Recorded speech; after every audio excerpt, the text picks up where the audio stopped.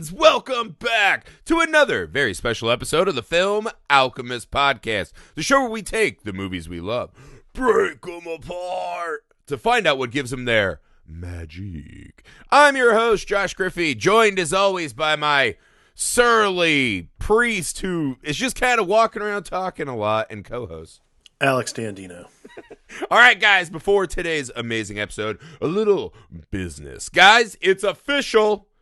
The Film Alchemists are on Patreon. That's right, patreon.com/filmalchemistpod. Guys, it's the absolute best way to help the show. It's the absolute best way to make sure the show is exactly what you want and deserve for as little as $1 a month. And we assure you guys, every single dollar helps. We so greatly appreciate it. You can get in, meet the people we have in our already amazing community. And if you can, and you climb the official Highlander tier ranking system, you can actually select the specific films that you want us to discuss in a Patreon exclusive library. We do some fun get-togethers over there. We got a lot of fun ideas we're working on. We are always trying to make sure that we are earning your hard-earned dollars over there. So again, that's patreon.com/filmalchemistpod. We appreciate so much the support you guys show us. So for those of you who are already there, thank you. For those of you who are about to, thank you as well. Make sure you go to YouTube, subscribe to our channel, Film Alchemist, if you want to see our faces, our beautiful faces. And this guy's beautiful. Look at this. My killer clown from outer space is now going to be our third co-host.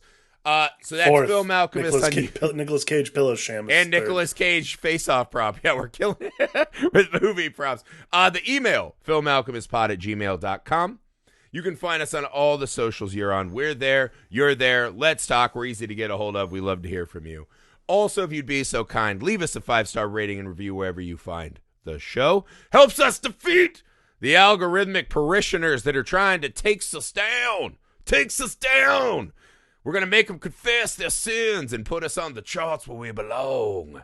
I don't know what character that was, but it felt righteous. So yeah, do all that. Share us with your friends on socials. Thank you. That's all my business. Oh, yeah, I have business, don't I? For the next few days, I'm not sure when it ends, when this airs technically, but I have a story in a forthcoming anthology on Kickstarter from Soda and Telepaths called Producing the End of the World. My story is called The Last Song Played Will Not Be Freebird. It's about a bunch of people at a concert at the end of the world debating what the actual last song is going to be. And wouldn't you like to know? If you do, how would you please play out Mankind? Exactly. Go to Kickstarter. Give us, I think for $5 is the tip jar. For a little more, you can get a digital copy of the book. It's really good. It's like me and 17 other writers and I think 9 artists. My guy's name is Chris Mayaro. They're great people. I would highly suggest in looking into this Kickstarter. Yeah, and for the record, my kicking the world out the door would be Search and Destroy by Iggy Pop and the Stooges. But that's just me. I feel like that's a pretty good summation of what we've all been doing here. Just kind of run around bouncing into each other, causing mayhem. All right. Make sure you go support Alex on Kickstarter and his comic book writing. But enough of that business. You guys are here for the heavy truths. That's what we are here. We're more of a deep dive into the soul of humanity. We're here to tackle the big important issues because we're very smart academics. So we're here to tackle the heavy stuff. And tonight's movie, right? So our theme of the month, obviously every December we stuff your guys' stockings, right? So the listeners were able to recommend movies, and we rolled a D12. We let the gods decide, as it were. And so we're going to do some of those movies for you guys, a Christmas movie as always. And Alex and I this year thought it would be fun to give each other a movie gift, right? So our idea is I'll pick a movie for Alex that I think he'll love and we'll have a good conversation about and vice versa. So the movie I chose for Alex this year is Calvary, starring Brendan Gleeson. I saw this movie in theaters with my wife. It was kind of one of those on a whim. I'm like, all right, that seems all right. That seems mildly interesting. Let's go, right? We were just out and about. We happened to be there at the right time. Didn't know a lot about it. Hadn't heard a lot about it. This was ArcLight Hollywood, right? So just kind of caught this on a whim. And I remember just being glued to my seat. In the way the very best movies hit me on so many levels, right? I was visually compelled. I loved the overly stylized dialogue. And the performance that Brendan Gleeson gives in this one has never left my mind since I saw this movie. And I can say without hyperbole, this is one of my favorite film performances. And it's great to see it from a guy who is often in movies, but not often the lead. I think this movie's fucking wonderful. And I was very happy to gift wrap this one and toss it to you, Alex. Opening thoughts on Calvary. You might not remember this. We actually watched this together when it came on video on demand. Did we really? We did. Back I was when we one were of doing the big disciples of this movie. I love this film. Back when we were doing the long box, came on demand, and you were like, "We got to watch this movie." And it was like one of those days where we had like recorded like. There was a time where we would do like 3 episodes in a day, so we were just like hanging around and like we got to watch Calvary, and I'm like, okay, cool, and yeah, it is. It's incredible. Like it really is just like one of these like. It functions on such a strong concept of premise, and does such a. There's like this thing about movies where people have time to spare that I think a lot of the time people forget. Like when you set something in like a convenience store or a bar, that kind of thing. When those people have time to spare, like you're waiting for crazy hijinks to happen. This is literally a man whose day is spent trying to make people feel better about themselves and about where they're going and that kind of thing. And it's a fascinating, yeah, it is like kind of this weird like walkabout, but it opens so strongly that the entire movie just hangs with this like huge cloud over it. And you're just waiting for, you're waiting for the ending. Like you're waiting for the ending in the worst way. Like you don't want the ending to come because by the time it happens, like the movie's been so strong. It's incredible, man. It truly is just one of those wonderful movies. Well, we start with the quote, right? Which I always love starting with the quote, right? Yep. Despair not, one of the thieves was saved. Do not presume one of the thieves was damned, right? And I think this is kind of a fun way to start this film because I mean, the movie even self-referential in its wink at the, yeah, we know. Because the very first line of the movie, Brendan Gleeson sitting in a confessional booth, someone comes in. I first tasted semen when I was 7 years old, right? Wait, what? You know, we thought we were coming for like a little drama. You know, we're going to get a little slow roll, see the priest kind of walk around, shake some hands, kiss some babies, and then, you know, ponder God. And the movie just comes out and fucking smacks you right up the head, right? Yeah. And Brendan Gleeson's character even says, like, well, that's a startling opening line, right? And he kind of is at a bit of a loss, right? As this parishioner just delves into these myriad abuses that he had to suffer, right? At the hands of this now dead priest. And it's fucking horrifying and tragic. And I think it's a really cool setup, right, visually, because we're just watching this man listen to this confession. And this is actually a beautiful way to start this film, because what this movie is, right, is a priest, because what we see is at the end, right, he's like, there's no point, the other priest died, right, there's no point in killing a bad priest, right, a rapist priest, right, because everyone say, yeah, he got what he deserved. But he said, now killing a good priest, that's something that'll get him talking, right?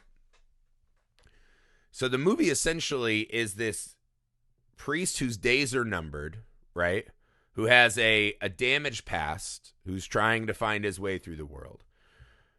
Essentially just walking around and just being battered by the horrible parishioners in this town. And it's essentially everyone taking their last pound of flesh with the church via this man that we come to love. Right. And so it's such a strange film in that regard, is that it's not playing him as this pious, better than everyone priest who's trying to do these fiery sermons to bring the town back. I wanted to ask you that to start. Why so calm in that confessional booth to start the film? I mean, he is told, I'm going to kill you in 1 week's time and get your affairs in order. Doesn't rush out, doesn't seem concerned to find the face, which we find out later he knew who it was the whole time. why not make a bigger deal of this? I think there's something about I look. I grew up Catholic. I've had I've done confession a handful of times, and it is a weird thing. Like it's honestly it's a very strange, uncomfortable thing. And because I can tell you personally, like when I've done it, I usually forget the terrible things I've done that I actually need to confess, and I have to make something up because I just don't remember things that I've actually done. But it's a quiet thing, and it's a very quiet moment. I think for me, Father James, Brendan Gleeson's character, Father James does such a service to, he's still in service to this parishioner, whether or not it's a threat of death or anything like that. People say crazy shit in there, and it's just it's part of the ritual. I think for me, I mean, he doesn't speak of it until he goes and sees the bishop later. Like, and that's, by the way, Yeah. several scenes later. It's not even like Yeah. immediately after. Well, it's brilliant because the next scene is him giving communion to the line of suspects, right? Mm-hmm. And what we learn, like you said, down the road a little bit, he knows exactly who the fuck this is. And Yeah. he's still serving communion to them, right? And he kind of gives shit to the other father, right? Father Doofus, about, you have to detach yourself from confessionals. We're here to provide solace. Right, and that's And exactly I think what he's doing. and it becomes part of this character, right? And I have to start wondering, does he actually think he's providing solace to any of these people by letting them just batter him about? It feels there is a strangeness at the core of his mission in the film, right? Which he seems like a good guy who's trying to make the best of this world, right? I also don't know that he's actually providing the solace that he thinks he's providing to these parishioners, right? There's a weird pull in this movie with this guy, right? As he's on this march. Let me ask you this, though. This is so funny. The first time we watched it, I had no idea who the killer was going to be.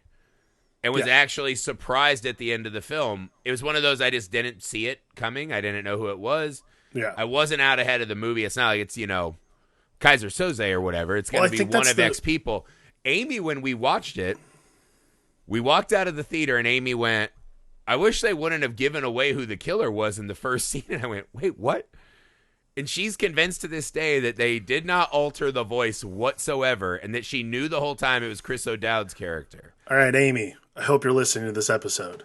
I have the answer for you because I actually looked this up. Okay, because this has always been something that we bantered back and forth. I'm like, no, of course they wouldn't give it away. He has a very distinctive tone and timbre. He does. It is a completely different actor who has a similar tonality according to IMDb. But either way, what they wanted was someone who was similar in tone to Chris O'Dowd, but not Chris O'Dowd, so that you would not know immediately who it was. Well, I'll give Amy this in the defense, right? The other suspects we meet, rich guy, housewife who's having an affair. There's a lot of people who... The Ugandan mechanic and Littlefinger from Game of Thrones. All of them have voices that sound distinctly not at all like Chris O'Dowd or the other actor in The Confessional. So maybe she just put that together on her own. But she was convinced that the movie just kicked this right off the bat. And I was like, why would they do that? Why? And I guess, again, we're arguing maybe they could have. But I don't know. If they could have. But I don't know. See, to me, this is like the really important thing about it. Like, I watching it again, like I know Chris O'Dowd is this person. It's what's interesting, fascinating on the second watch to show how they put us through that. What's interesting to me about it is that how little concern I have for who it ends up being. I think this is this is what makes this movie, because in any other director or any other writer director's wheelhouse, this is a whodunit, and this is like a guy who's trying to figure out who's killing him, who's going to kill him. This is about a man who, first off, he's not been a priest his entire life. He was a father, and his wife died, and he literally that inspired him to become a priest. A horrifying, long, drawn out Yeah. illness. It sounds like, yeah. So this is a man who's lived a secular life essentially, and who's decided to take the cloth. So to me, like, what's interesting about the concept of Brendan Gleeson's character is this is a guy who willfully accepts the sins of the world onto himself. So like, see, that's what I thought. But okay, so on that train of thought, right? Does this not feel a little egotistical, or maybe that's not the right word, but it's I need to continually punish myself. That's exactly what you're supposed to think about him. I think that that's what it is. And by doing that, you have to decide, and this comes down to the viewer. This is the subjection of a viewer, is whether or not that is noble or whether or not that is egotistical. However Brendan Gleeson portrays that part. It's not up to Brendan Gleeson in this movie to tell us whether or not that's the case. It's up to us to assign that to him. And I think that's a really fascinating and ultimately like the most legendary thing about this movie is how the director allows us to assign our own morality essentially to the character itself. Yeah, because Brendan Gleeson is just a lovable guy in this movie, right? He's sharp and witty. And again, a lot of the stuff I was reading on Letterboxd, I actually found out people that I know on there shit all over this movie. And one of the big complaints is the overly stylized dialogue. And I don't know if it's just me, but extra stylized dialogue in movies almost never bothers me, right? No. If it's done well. There are definitely movies where they're trying a little too hard to capture that essence. And we went to film school in the, time after Kevin Smith and Tarantino. Mm-hmm. So I've read plenty of that, right? Like I've read a lot of that. Yeah. I think yes, everyone talks like, philosophy majors, right? Or theater majors and this and that. I don't think it detracts from the film at all, because the film has this meditative quality already, right? The movie is just this man. It's almost as if it's just this guy having this battle with himself, right? Like you could almost watch this as a theater of the mind where it's just this priest like, all right, now I'm going to have at a doctor and the horrors that he's seen and why. I'm going to have at the rich and why they get away with their sins, right? And the movie does a wonderful job of, well, Brendan Gleeson is this lovable, snappy priest. He never is avoiding the fact that the church has all these follies. And he's not a man who ever can absolutely and resolutely say that the church and God are the cure-all for all of this, right? No. He has faith, and he has decided that, because he's not as much a priest as a knight in this movie, it feels like, right? Is that he has taken a creed and a code, and come hell or high, like there's the scene when he yells at the fucking, butt-sucking priest who's always trying to get the money and stuff. Right. And he's just, he's like, why are you even a priest? He yells at him, right? And the next morning he's like, I'm sorry. And he's trying to apologize to the guy, and he just goes, you just have no integrity, and that's the worst thing I can say about a person. And just levels this poor doofus of a man and crushes his whole kind of life goal that he's going to be this, priest or whatever. And I thought that moment was really reflective, right? This is a guy who cares, because he almost went to this town of exiles, right? It almost has a Lost vibe, right? They're just this island of misfit toys. And he's just out there kind of parading about them, having these kind of philosophical back and forths. And so for me, the stylistic dialogue is just the luscious icing on this wonderfully solid and well-designed cake. I agree. I mean, it's stylized as, again, I think once we get past, once you've seen a single Tarantino movie, your argument about stylized dialogue needs to kind of go away. Like, well, I mean, also you probably would agree, right? But watch almost like 98% of movies. Human beings don't talk like they do in movies. If you've ever tried to write a script, you'll know why. Record your friends talking for an hour at a bar. Yeah, it doesn't sound like any movie ever. I'm gonna tell you right now, people who, and look, I can tell you that the way and I've, when I've written, and Griffey can speak to this, I try very hard to mimic how people talk. People are boring. It's very difficult. Like, it's very Yeah. difficult to write how people actually talk. So you have to stylize quote unquote dialogue because then it's actually a movie. If you're just filming people talking, it's essentially a documentary, and documentaries are great, but nobody wants to watch a documentary about people talking. It's I mean, some people, but this is my point is It's that a very I specific get thing. mad when people are like, oh, I like the visual flair and the lenses they use. It makes it look like a different time and era or a fantasy world or a science fiction world. And it's like, but why can't you do that with the language? To me, Right? it's a very The language cheap is shot. just another tool. Yeah. I think it's just That's one it. of those things that people don't. There in a movie like this that is a very earnest tale. I think maybe there's a little bit. They wish it was a little more meat and potatoes than this, and I just don't agree. But that is one review I kept reading over and over again. I mean, And I was just like, you just deprive yourself. And also, this cast is fucking wonderful. it's a great. It's Why an incredible wouldn't you cast. want to hear these actors just go at it like this? It's a wonderful cast. Like, they all do a Wonderful. great. Like, look, one of the most plaintive movies. Like, not plaintive, but like one of the most stylized movies I think anyone would ever watch. It's like in the style of like real life would be like The French Connection. Absolutely no one in character in the history of existence walks into a bar. It's all right, Popeye's here. Nobody does that. No. Not once There in your has life. to be. I would imagine if you're a man named Popeye, you have all kinds of other issues going on. Yeah, exactly. So it's possible. Maybe a Popeye.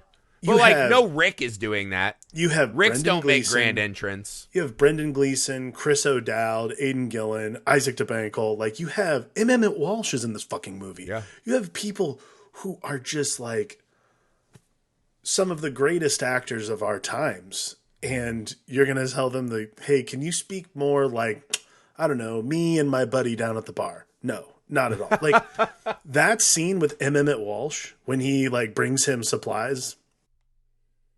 First off, Emmett Walsh is literally like one of like the Coen brothers' favorite actors. If you want to talk about stylized dialogue, there it is right there. He delivers one of the finest scenes in this movie, and he just speaks in platitudes. It's wonderful. And Brendan Gleeson even makes fun of him for it. He's like, that's one of those things that Every sounds time. smart, but doesn't That's one of those actually things that's supposed to say sound much. smart when people. Yeah, I mean it's But- incredible. It's funny because Brendan Gleeson does that like 8 times in the movie. Like the Cardinal says something right, and he goes, I think you read that in a book. Right? Like, so he even is admitting, because a big part of this film, too, is the front and faces we put on for the world, right? In that confession booth, we get essentially a moment of pure, honest truth, right? Almost the rest of the movie is someone obscuring something, right? Even the priest lies multiple times in the film, right? For what, like, even when he's getting the gun from the cop, right? Where he's like, yeah, my dog, I think I need it for my dog. Because he knows he needs to lie to grease the wheels, right? To make the world go round. And so a lot of this movie is the people putting on faces, right? And I think it's so wonderful, right? And to bring it back to who the killer is, right? One of the very first scenes, right? So he goes and sees this woman who got hit. And he's like, I'm going to go handle this, right? He's doing his duties. He's putting himself out there, right? The other priest is like, don't get involved. You know, there could be Comes like up with touchy some issues. absurd thing, and I'm just like, I've never heard a priest not want to get involved in people's personal Sure, lives. but he represents, I think, the state of the modern like business church. Absolutely. Yeah. And so he's like, think of the PR, and he's like, no, someone got hit. I'm going to go deal with this. And so he goes and sees this woman, right? And she got hit, and her kind of thing is constantly almost trying to shock him, right? To prove to him that she's a lost cause and not worthy of saving, which he doesn't accept. And she sends him to the husband, right? Like, you can go talk to him. He can bore someone else. That scene is so wonderful on the second viewing, right? So he's at the butcher shop. He's talking. The priest comes in. He goes, oh, I need Johnny Cochran. That's a giveaway, right? Right. And then he goes into the freezer, right? And he goes, hey, if we get stuck in here, we'll have to make love to stay warm. Another what a one? fucking insane thing to say to the priest you're going to kill because another priest abused you, right? Right. And there's this kind of wonderful layering on, right? Even at the end, the last thing in the scene, right, is like, hey, it's freshly slaughtered if you want some meat, right? We see close-ups of meat. They do that a lot, too. A close-up of dead meat or a weapon, and then cut to the father talking to one of the suspects, right? But that scene, right, what I love about that scene, So this is a priest who knows this guy said, I'm going to kill you week's end Sunday, right? You're gone. He still finds value in going in and just talking to this guy, and he doesn't raise a fuss. He's not, how fucking dare you? You know, I'm a representative of the church, blah, blah, blah. He hasn't told anyone really, man, because he's worried that it's a breaking of confessional, essentially. It is. That's exactly what it is. I actually think that argument doesn't hold. I think he kind of is deciding how he wants to deal with this himself. But to go in and be like, I'm still going to take on this transgression, right? And put that ahead of the impending duel on the beach. That scene, and that's what I think the best movies, right? That there are just scenes and moments that just stay the same or get better every time you watch it, right? Mm-hmm. And I don't even think it's just like a once you know the movie gets better. I think these scenes are just so, the interplay between these actors is so fucking wonderful sometimes. In the way that these confrontations are slotted into the script, I just think it's a wonderfully written film. And yeah, I would look to that butcher shop and be like, what is this movie not giving you that you think it should have? Yeah. I mean, it's perfectly in its own boundaries, and it does such a good job of, it's supposed to go another direction. I think this is like the thing that I kept coming back to. Like, this is like, I think the third time I've watched it. And Calvary does this thing where it's supposed to go another way. For one, like from the jump, this is like I think we might have skipped over this, by the way. The most important thing about like why this is happening to Brendan Gleeson's character is not because he abused anybody. It's because he's a good priest. Yep. And he's like, and the character who's talking to him in the very beginning, that is not Chris O'Dowd, Amy Griffey, is yeah, take her down a notch. Take you down a peg. She just thinks she knows everything all the time. How shocking would it be to kill a good priest? Well, let me ask you this real quick. Do you think that by the end, Brendan Gleeson agrees with him, and that's why he shows up? No. To be a martyr? Brendan Gleeson shows up to be a martyr, yeah. But that's what I mean. He agrees it will be shocking. It will be everywhere. I mean, it'll be shocking, but it's not in the... Is that his final... It's not martyrdom shot in the at way... the church? Who? Chris O'Dowd or no, Brendan Gleeson? Do you think he's taking a shot at, like, look at what this church has become? I think Brendan Gleeson's character sees it as... Particularly after the previous evening, I think Brendan Gleeson sees it as I've had my time. Like it's a really fascinating. It's hard. It is this sort of like stages of grief thing, but like really, it's only like 3 essentially. It's like disbelief for almost like the entire movie, but like suspended disbelief. He walks around like nothing's happened. It's a detachment, just like like he's like, if I don't acknowledge it, it'll go away, right? I mean, he's detached almost up until the very, very end. Like the only time you really see him assign emotion, even with it around his daughter, the only time you really see him assign emotion is when he finds his dog. Yeah. Okay. Well, all right. We're really going a lot of ways right now. So here's how I think this movie might work best to tackle, right? Let's kind of go character by character in what their interactions with the father show us about him and them, right? So let's start with Chris O'Dowd's wife, right? The abused lady. Yeah. Now, this is the one role that I'm not sure they nailed in the film, right?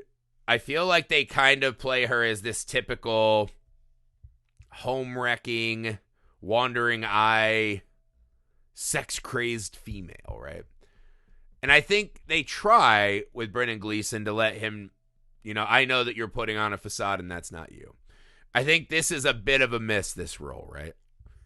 But her role in the film essentially seems to be she loves to try to shock the father with her misdeeds. To me, she's just greasing a squeaky wheel. That's all. What do you mean by that? Meaning, like, for me, the character, like, all she's there to do is push things forward, like push things to what they need to be, like to like as far as like her function narratively. Like I almost don't even mark her as a character in a lot of ways. Like Yeah, see, I think that's a bit of a flaw of the film, right? Because she has a scene that I love, right? That final scene on the beach when he just does the, no one's a lost cause. Like, right, why are you behaving this way? Because she's the one who comes in and she constantly makes sex jokes to him, right? Like, ooh, on my knees. And it's like, all right, I get it. Sex stuff. You like sex stuff. Come on. yeah, Come on. but she's so again, she doesn't serve nearly the purpose that I think she could have, I guess. I don't know. Like, again, it's not a character I mark really in the movie. Yeah, and I think that's the problem, right? Is that she is being She should abused matter. by someone. We still never find out exactly who did it, right? It could be Chris O'Dowd, because he does admit to pushing her that once. She's having an affair. Everyone knows about it. I feel like there was something. I wanted another scene from her, but I agree. That's the one that I would mark down as not great. Let's talk about the rich man, right? So we have our rich man. He has some of my favorite interludes with Father, right? Is one, because they both represent pillars of societal power, right? So there's just a more interesting dynamic there than some of the others. But I think there's just this wonderful kind of cat and mouse game they're playing that really is essentially always going to boil down to money, right? I remember the first time I watched it, I thought he was the guy. Yeah. I Well, thought they he do was that gonna, again where he's like, pull, and they show his gun up close, and then it racks focus to the father, and you're like, I thought he was gonna, oh. I thought for sure he was going to end up being the guy. Because the first time I watched this movie, I really was like doing my own detective work, trying to figure out what was happening. And I was like, it's going to end up being the rich guy. I figured Milo was a little too on the nose. Littlefinger seems like he's having plenty of fun. Yeah. I was like, all right, maybe the barkeep. I don't know. I don't know who I was settled on the first time. But yeah, the rich guy seems pretty fucking likely. But yeah. But what about this character in particular and how he interacts with our father works so well for you? I mean, I think you said it best. Like, it's the two pillars. It's those two things that are working against one another, sort of. Like, it's this pious man who believes in some form of moral, not moral superiority, but just morality in general. And I think that's what it's nice to see. It's fun to see that dichotomy of someone who not only is like rich, but also like completely aimless, like has no direction whatsoever.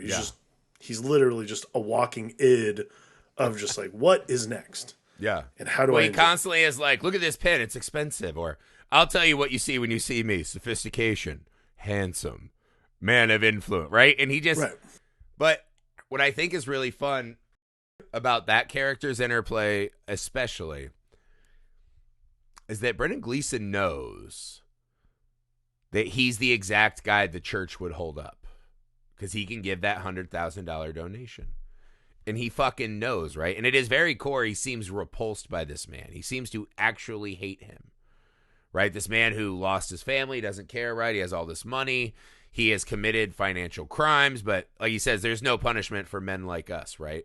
Which I thought was a very cutting line, right? To priest and, rich guys don't get in trouble, which is reinforced constantly throughout the film. I thought it was just a beautiful interlay, right? And that scene where it comes to the painting, I thought was a really cool moment, right? There's these classic battle of ideas, right? When you see art, why does it have to mean anything? It doesn't matter. I own it, and that's what matters, right? Why does that fucking... Right. And their battle over that, and when he just takes it down, he's like, I'll piss all over it. I thought that was just a really insightful moment. And then they do the Mrs. Robinson shot from The Graduate of the Peace Stream, and Brendan The shot itself is incredible. It's so perfect. Yeah. Again, this is like the dark comedy that comes from, it just seems to like me be a McDonough family trait, I guess, because John Michael McDonough directed it and wrote it, and then he's the older brother from Martin McDonough. Mm-hmm. They both this feels like it's a McDonough movie for sure. Like if Yeah. you and like you and I are both admittedly huge fans of Martin McDonough. So it's interesting because this feels like the same director, but it's a different person, even Yeah. though it's the same family. Same sense of humor though. Yeah, So yeah, I thought it I was like just that nice, nihilism. man. It's cool. But at the end, I like the moment. They have a nice wrap up, actually, for what's a pretty contentious, right? Where he's actually signing the check, and, Father Buttsucker's like, thank you. Thank you for, the money. Sorry, I have a sucker fish on my aquarium, so I just imagine, like, one of those, but as a human on, like, rich guys' butts. Sucker fish. Oh, thanks for the money. Oh, new church. Right? And that's, Father soon to work at State Farm. And Brendan Gleeson just goes, "Why put your money where your fucking mouth is, right?" He's like, "If it doesn't matter, make it 50." He goes, "What if I make it 100? What would you say?" And he just goes, "I'd say thank you very much." And I was like, yes! I love their contentiousness. But that wrap up at the beach I thought was wonderful, right? Where he just Yeah. is a guy who just openly admits, he's like, I have lived to such excess and I've done everything so much and so excessive. I've tried everything. And none of this has a fucking meaning to me. And it's a weird time for Father, too, because you have to wonder if in that moment, his journey and where he's about to head down the beach also has any meaning. Or if he's just kind of also hit a point of no return. And he knows Well, yeah. I mean, I think his he's faith speaking won't for both weather of him them. anymore. So I thought that was, and the fact that he like reached out and he's like, I'll come to the house later. I don't know if he means that. He But I doesn't, thought it was cool, but man. I really but it's liked that important. moment. I think that moment captures too, right? This absolute hopelessness, this big roiling sea in the background. But there's just this like, hey man, I'll put the hand out. And maybe this is the first step, right? Maybe this is as good as it gets for each of us. I thought that was beautiful, man. So let's talk about Milo, Incel Milo. Very small character, but has a wonderful scene in the church where he comes in and is essentially asking, right? He's, hey, I think I need to join the army. I love the father's reply too. He's like, I think there's something inherently psychotic about people who join the army in peacetime. What do you make of Incel Milo, who's just used all the porns and is so mad at women for not having sex with him? Incel Milo. This was before I even knew what incels were, not looking back on it chronologically. What did you make of Milo in his interactions with our father? I feel like all these characters that Father James interacts with are these avatars for himself, like some version of his own, Yeah. not ineptitude or not like it's his. His sins manifest, yeah. I wouldn't even say sins though, because it's not like there's a scene of him just Well, no, jerking okay, it but this furiously to this is pornography. what the father says later, right? Is he says when he's on the phone with his daughter right before he says, I think we have way too much focus on sin and not enough on Not virtue, enough right? on yeah. I think he recognizes, and I think maybe that's what the adulteress was supposed to help represent. He's not so much worried about the sin, right? That there's a lot of this focusing on you've done something or you are something that can't be redeemed. Right. And he I guess refuses to accept that. Incel Milo represents this version of himself, of what he is almost the version of himself that he started the priesthood as. You're running from something. Yeah. So instead of like actually Joining confronting the priesthood in peacetime, yeah. I mean, it's a really fascinating. Again, like I think it's very fascinating. All these characters represent this piece of his psyche, this piece of his personality that is who he wishes, in a small way, wishes he was this person still, or wishes he was that person, but he's not. It's a really, it's a really fascinating and hard thing to like, especially when you're a priest who wasn't a priest, like didn't go into the cloth immediately. It's probably very difficult to actually rectify with yourself and say like, the choices I've made are not based on the fact that I was a horrible shitbag person or like I'm running from tragedy. I'm running from a personal issue. What it is I like feel this calling. I think is more than anything the really fascinating piece of Father James's story is that his calling is not to God. Like, so many people in the priesthood and so many people in the clergy speak of this calling to God, calling to do God's work. Not enough people, and I think that's what is so great about Father James, is this avatar for what we wish Christianity essentially was, or Catholicism for that matter, which is you want it to be about spirituality and you want it to be about virtue, like he says. And it's just not. And I think that's what's interesting about all these characters is he finds the virtue in all of them, really. Mm-hmm. He runs through the entire movie trying to find not the shit or the bad thing, or like he never, not once, from in my opinion, has he is throughout the movie is he other than the bar, is he like super judgmental towards anybody. He accepts people for who they are in a lot of ways. That is letting the old self back in a way. We'll get to the bar scene. I think it's funny with Incel Milo. What you were saying actually made me think of that Megadeth lyric, right? Peace sells, but who's buying? And I think that's a really interesting thought a lot of times, right? Is that everyone's trying to sell us peace, serenity, heaven, whatever name you want to apply it. But that stuff sells better when things are bad, right? Right? If you actually have heaven, you want to need to buy all this shit. You want to need a church. You want to have all this shit. So I think that's a really funny thing. And I think one of the things that Father James, like when he says, like, don't go to the fucking army, like he actually speaks a little truth, right? Instead of just, let God guide you, my son, or whatever. And Milo's another one where I think there was more meat on that bone, right? Because I think Milo is coded homosexual, right? I think they're trying to say that he is unsure of his sexuality, right? So somewhere in the LGBTQ community, right, is where Milo might find. He says he's been dabbling in transgender porn. There's just a lot of these things where I think he's just a sexually confused young man. He's angry at women, perhaps because he's not attracted to them, whatnot. And so I think there's something there. And I think they could have maybe gotten another scene at it. It's weird because I'm normally such a stickler for fast to-the-point movies. In this one, I would have meandered longer with almost every character. I thought they were wonderful.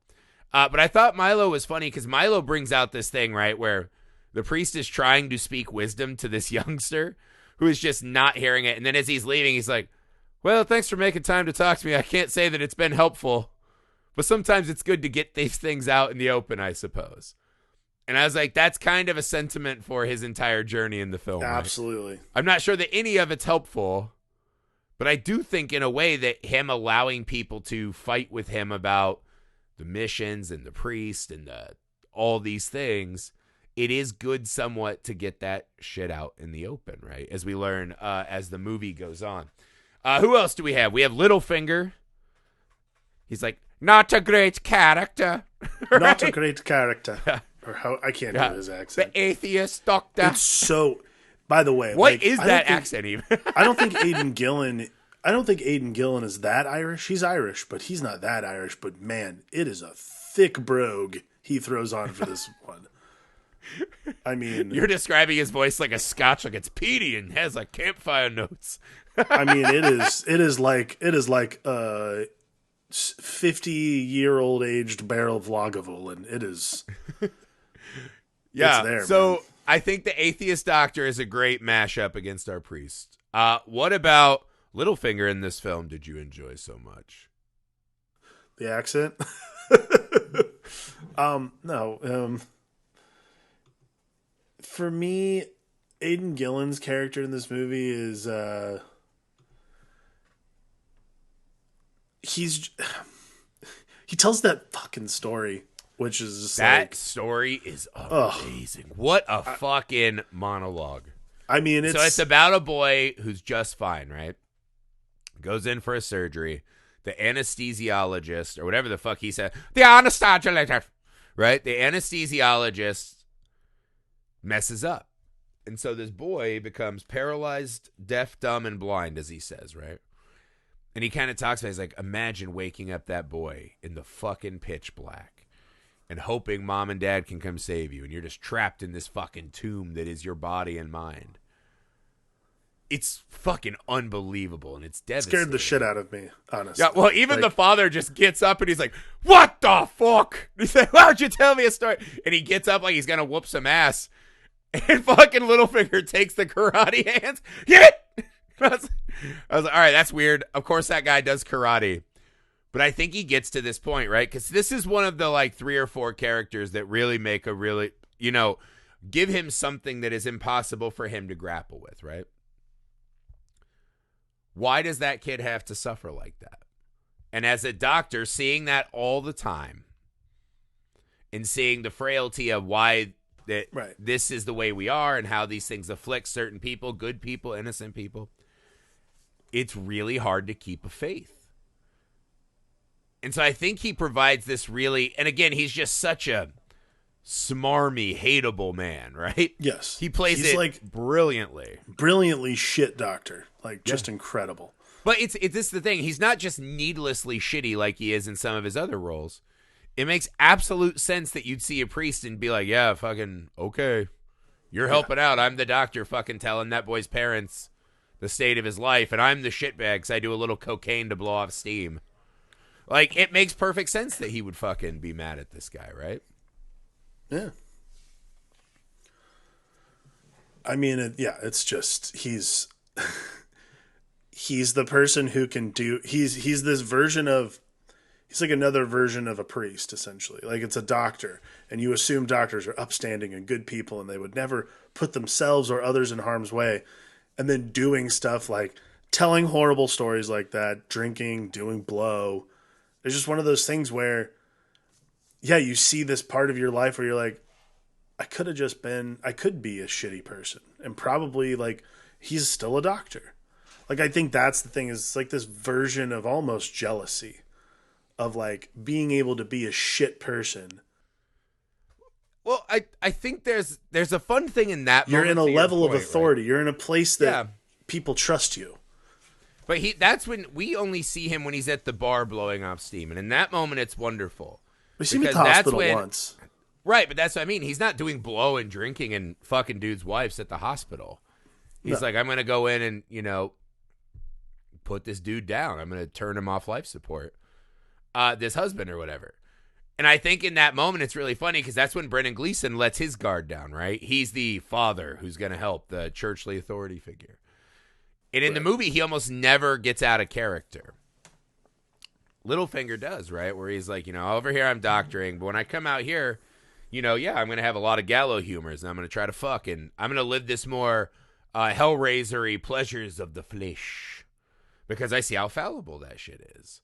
And I thought that, again, that's just another kind of fun visual reinforcing of the no-win battle that the father is constantly fucking fighting in this movie, right? And then you have your other character. You got your, Ugandan mechanic who never really gets a great line in. He does ask him about the missions, right, where they send these priests abroad because then they can fucking abuse more freely. Yep. So that's a point hammered home. But again, not a lot going on. The bartender, essentially, they're foreclosing on me. Why do you fucking people never get in trouble? Whoops the priest ass with a bat. And then we got to talk about our priest's daughter. This was an interesting character to add to the film. Fiona. Just like Shrek's Fiona. Yes. So this was a weird line that opened with our father-daughter meet cute.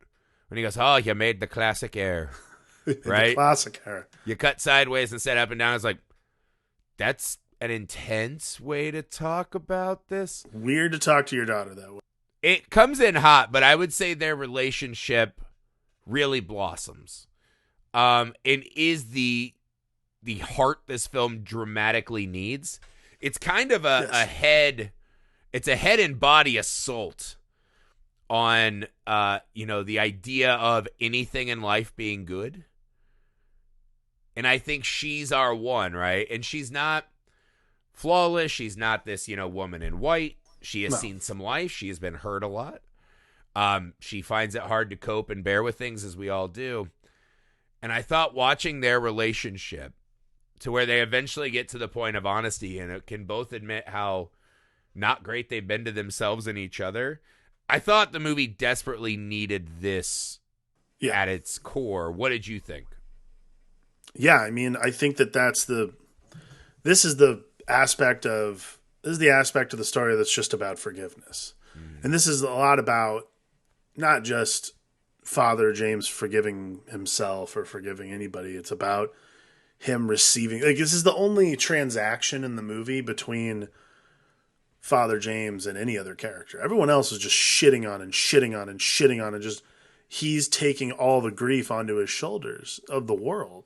This is the only transaction he has in the entire movie with his daughter, which is about forgiveness and being forgivable and being forgived himself. It's a really beautiful thing, and it's really fascinating because, again, you'd think, like, in any other writer director's hands, this becomes a much darker relationship. Like, it's interesting because, like, for me, this is probably my favorite father-daughter, one of my favorite father-daughter relationships in a movie, because it feels, she's not just intentionally shitty, like, she has good reason, but she's not always shitty. She understands. Like, It's not she's just not an all-out assault, right? Yeah, and like, how often do we see, daughters who are just openly hostile towards their fathers constantly in these kinds of movies, and you're like, doesn't that get tiring at some point? Like, being openly hostile like that? Well, she's also like our age, right? She is. And I think as we both can attest, the fires are dimming. The engine is slowing. I don't care nearly as much as I used the to. The amount it takes to get me to like have like a fight with you at this point in life about anything important, like, whatever. You want to argue about Marvel? All the fights I have in my life now are with my kids. So, like, that's where I save it. So they are the fucking final boss of my day. The rest of you are just that old guy in the first level of Punch-Out. Like, whatever. Yeah, let's do that. Exactly. Once you battled down a child, the rest of this, God, demons, I don't care at all. But I do think, I don't know, because there's this great moment where they're talking about when he, wakes up. And he's just like, if I told you the tale, right? This folk tale about how the island came to be. Mm-hmm. She's like, yes. And she fucking recites it really fast. And he goes, not a lot of poetry and romance in that recital. She says, I'm sick to death of romance, right? And I think that is how I look at them, right? It's this demystified relationship that, yes, they are bonded by blood. No, they will never be this idyllic, romanticized father and daughter. But at the end of the day, no matter how bad things get, it's nice to have someone, and especially someone that can understand your pain. And there's even a scene when he gives his daughter confessional, which I thought was intense, right? This is an intense choice to give your own daughter a confessional. And she, asked him, if I had died, would I have gone to hell for eternity, right? In that moment, the father's supposed to say, yeah, that's the church line. She knows she's got him in this moment, right? That the church believes you'll go to hell forever if you harm yourself and die, right? And I love the line he says, right? Which he's just, God is great, and the limits of his mercy have not been set. And in that moment, even though he's in a confessional and wearing the fucking dress or whatever, he has chosen to be her father above a priest. And I thought there are just so many wonderful moments. And by the end of the film, I feel like they've started to kind of peel back the scales, and they're, putting down their shields. And there's this really wonderful bond they share by the end, right? And sometimes I think that's something that movies don't always get right, is that a lot of times characters have shared trauma, and they use that just only as a weapon. Yeah, and I think if you've experienced that, there is also something comforting about just being able to be in the arms of someone else who understands. You don't have to talk about it. You don't have to drag it out. The level playing field they both share is very, instead of being weaponized, it's nice to see it being used as what it is, which is grounds for forgiveness, grounds for just, like, not even having to talk, just emote together. It's a very powerful thing. How about that at the end when they forgive each other on the phone? It's horrible. It's brutal, man. When she just goes, do you forgive me too? And he goes, always. Yeah. And this is a guy who, when his wife died, no matter how bad or prolonged it got, and we know he had a problem with the drink, he wasn't there when his daughter was also going through it and needed him. And then he chose the priesthood, a line of job where you're supposed to be out there helping everyone else. And to choose that, again, kind of abandoning her in her time of need. I thought that was a really nice layer to add to the story, right? I And think so again, too. Father James never trying to lie about his perfections and having No. all the answers. I think that's a really crucial part of this. Let's talk about the best scene in the movie, for my money. Brendan Gleeson getting to act across from his own son. Oh yeah. Domhnall. I believe you're supposed to pronounce it Domal. Because I've been saying Domhnall for a long time. However you pronounce it, right? Wonderful actor who I love to death. This scene is my favorite in the movie, right? And not because I'm morbidly fascinated Donald with Gleeson. how much. What? Domdall? Donald. Donald? Like Donald. Like McDonald. Well, that's anticlimactic. I was hoping for something with a little more stank on it than that. Donald Gleeson. Donald Gleeson. Now I sound like an even bigger fucking idiot for years. Because it's just this like completely normalized name. I like to put stank on names. I can't help it. So not only am I morbidly fascinated by serial killers like we all are, I think this might be the most pointed assault on the concept of God and religion and all this in the entire film, right?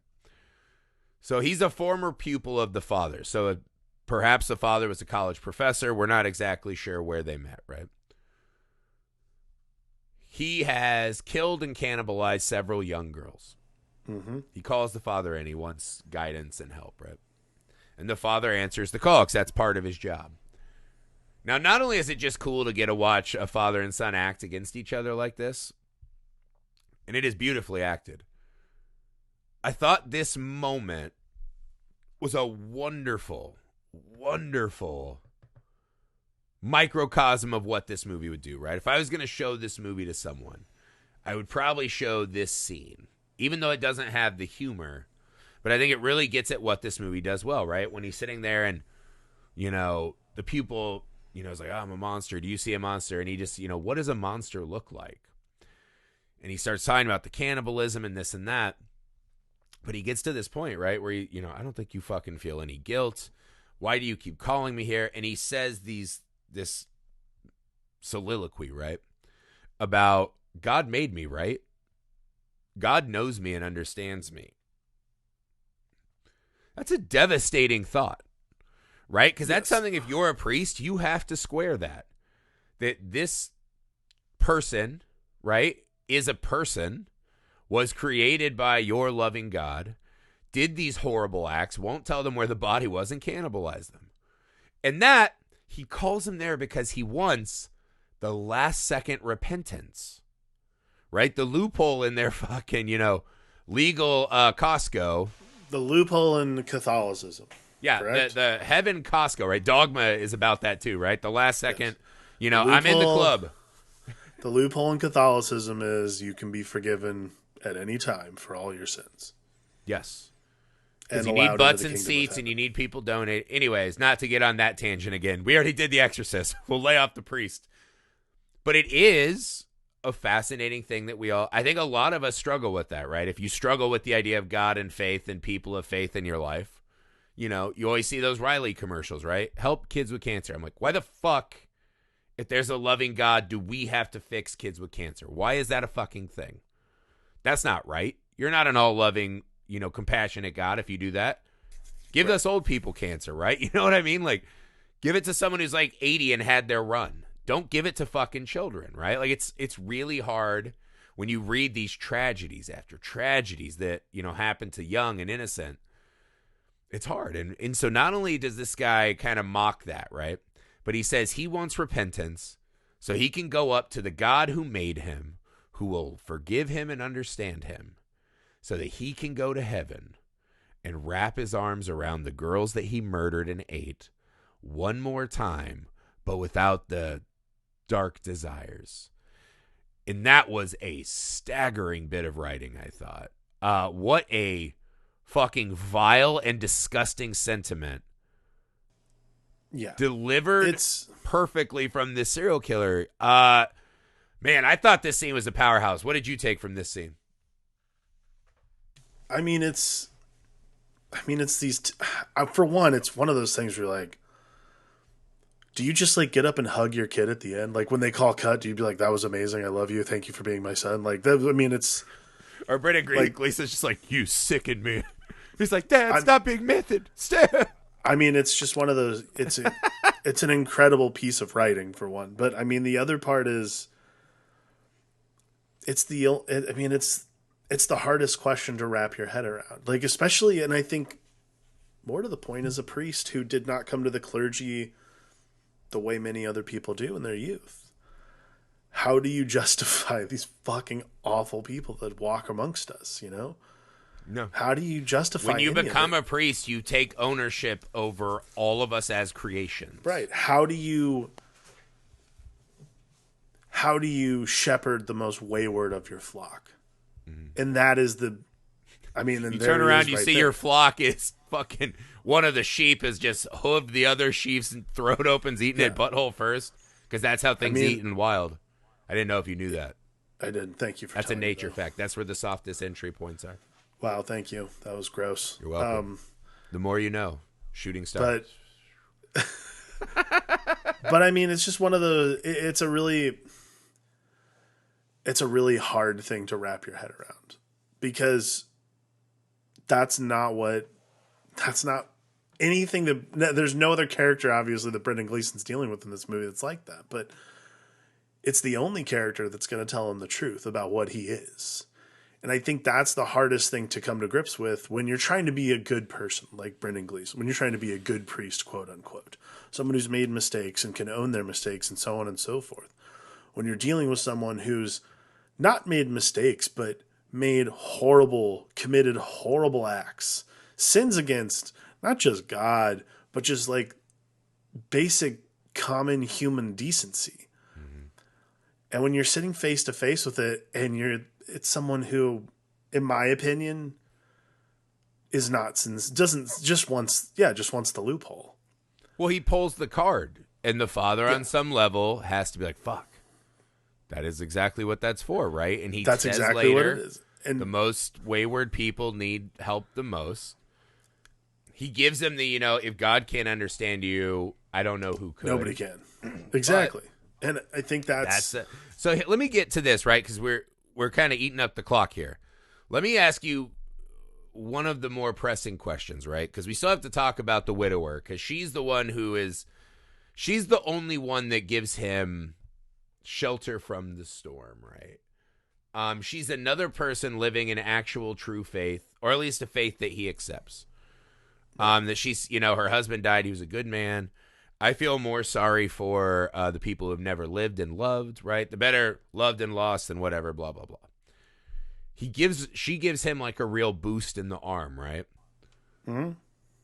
She even says at one point, because he's like, what is faith, but a way to deny death or whatnot? And she goes, well, and if it's transactional like that, it's easy to lose. Well, if, they lost their faith, it wasn't much of a faith to begin with, blah, blah, blah. He's actually going to flee to Dublin. Right? He's going to get out of there on the day before his death. Mm-hmm. He sees her again, and she's just okay. She's taking him home. She's getting on with her life. She even says, sometimes I think I can't go on, but I will go on. Right? They're going out. They're on the fucking stairs to the airplane. He's halfway up. And they just stare at that fucking casket with these two dudes just leaning on it, making conversation. Why in that moment get off the plane and go back? And it harkens back to what his daughter said, that when she read there's a Japanese writer who made a list of all the famous suicides, and that he considered Jesus Christ a suicide. Is what the father's doing in this movie a suicide? Or at least a suicide mission. A suicide mission. I mean, yeah, I think by just sheer happenstance, yes. I would say it's this like, and I mean, I think in your own head, if you're doing something like that, you chalk it up to more of a martyrdom. Like, but that's because in your head this seems, because in your head this seems more noble, Like, yeah, I think that's like the really hard thing that Brendan Gleeson spends the entire movie coming to grips with, whether we need to like really discuss it or not on film, which is that what he's doing is either heroic or stupid. And really, anybody else would be calling the cops and saying, hey, somebody threatened my life, like, and wants me to meet them on a beach. So, hey, you want to come with me and meet this asshole on a beach so that I don't get killed? Like, yeah. And you can see it ramping up, right? Like you said, we have this horrible fucking devastating moment where someone murders his dog, right? This wonderful old dog that he lets have his bed while he sits beside and reads. it's just brutal, man. So I hate that everyone just goes with the dog killing. But yeah, they kill his dog. Which at the end, Chris O'Dowd's like, I've never killed a dog. Not me. I'd never kill a dog. So we're let I'd to never kill figure a out fucking who dog. did the dog. But then he's like, anyway, we'll get to that scene. I don't know who killed the dog still. His church is on fire. Where they also show Chris O'Dowd basking in the flames of the church he lit on fire. Which he definitely did. He definitely did that. We see this escalating. We see him go for the drink. We see him shoot up the bar in rage, right? And then point the empty trigger at the barkeep, right? Get in these fights.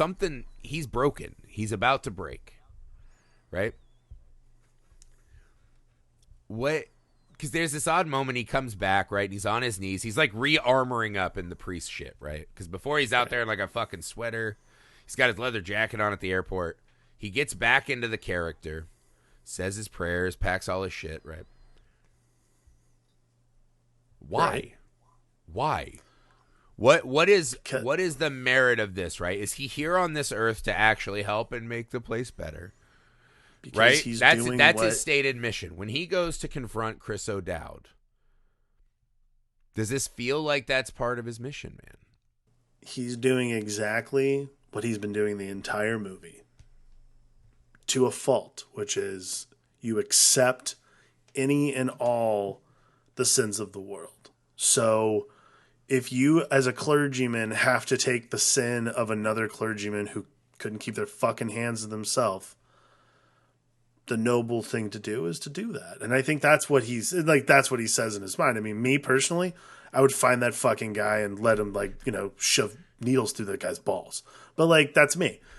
I am not a noble priest. We are both cowards by our very nature. Yeah, I'm not a good person. So I think the difference is like Father James is when that guy said that in Confessional, I'd be like, oh, dude, really? Like, hold on a sec. Sunday, let me mark down some affairs. And I'd flip that curtain back and just go deliver Sparta kicks into the other booth. Handcuff that motherfucker. Like, that's how I would priest. But that's what Brendan Gleeson sees the sanctity of this kind of thing. Like, I think that's like the reason Father James goes to the beach. Okay, let me ask you this, though. You keep saying sanctity, nobility. I wonder about that. What's there to wonder? Do you think it's this sanctimonious and noble act, right? Do you think he puts the garb back on in that moment as a readmission of his faith, or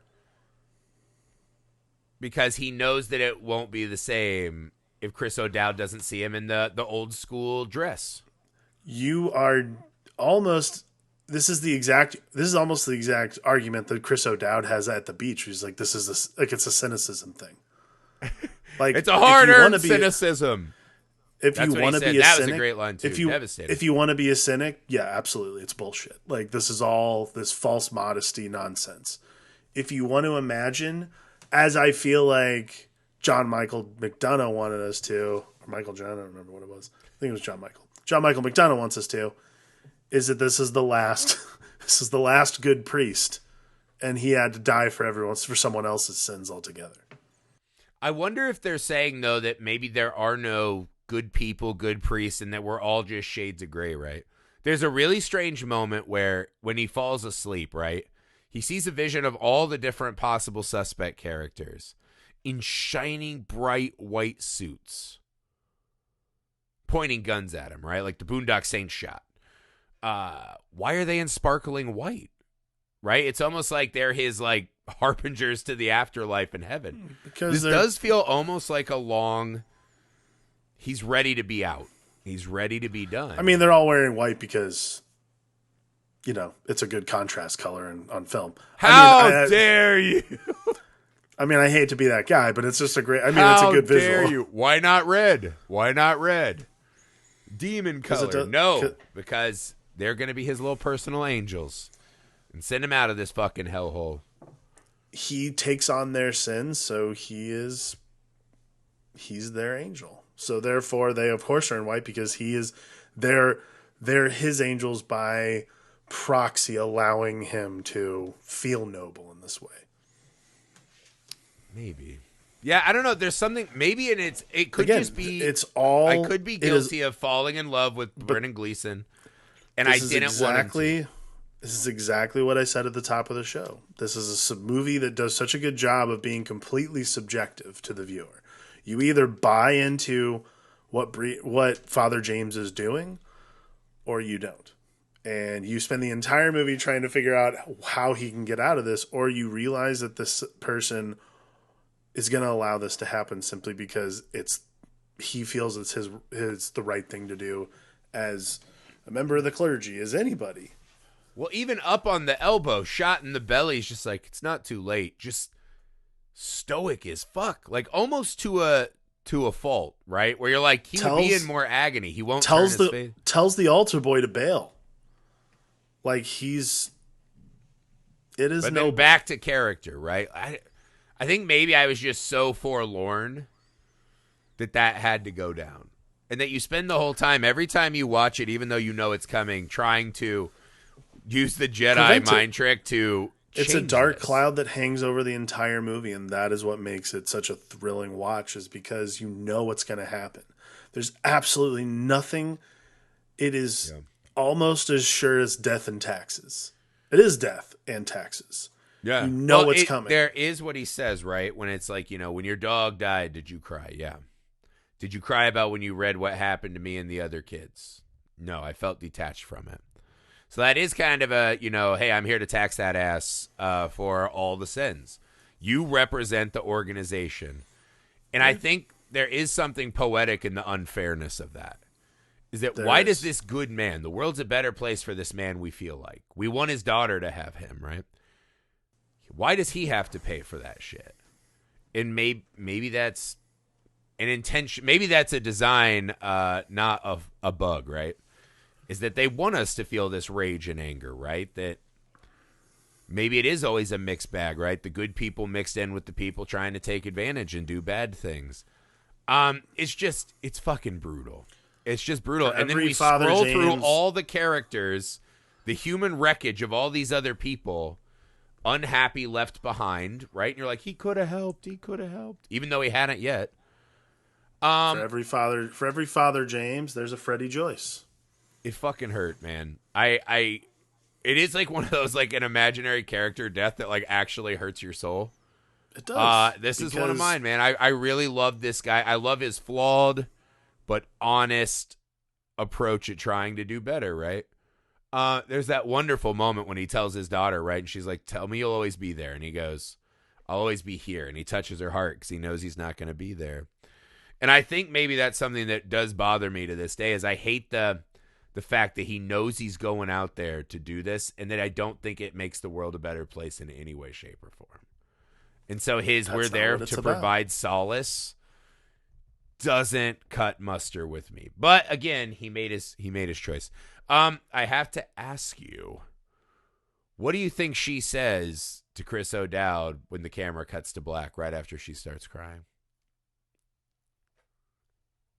Do you think she's there to forgive? Yes. I thought so, too. I've thought about this. And honestly, I'm glad they cut before they forgave, because I think that's what the audience needs to decide.